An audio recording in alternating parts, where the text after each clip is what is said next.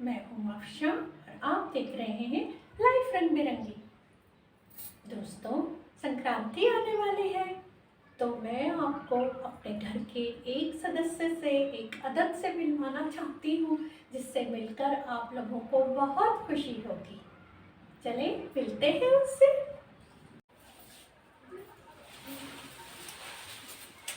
तो मिलिए संक्रांति बेल से। इसको इंग्लिश में कहते हैं पैरास्टीजिया वेनुस्टा या फ्लेम वाइन। इसे ट्रम्पेट वाइन भी कहते हैं क्योंकि इसके जो फ्लावर्स होते हैं वो ट्रम्पेट की तरह रहते हैं।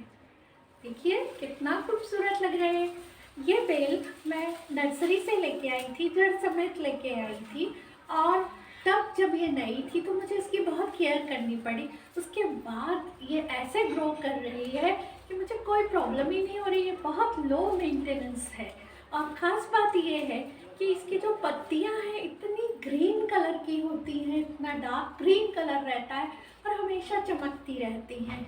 एक और बात यह है कि अगर आपको इसमें से इसको उगाना है तो यहाँ पर आप किसी मोटी डंडी में आप यहाँ पर मिट्टी लगाकर प्लास्टिक से बांध दीजिए तो इसमें जड़ें आ जाएंगी। जब जड़ें आ जाए इधर से काट कर इसको लगा दीजिए।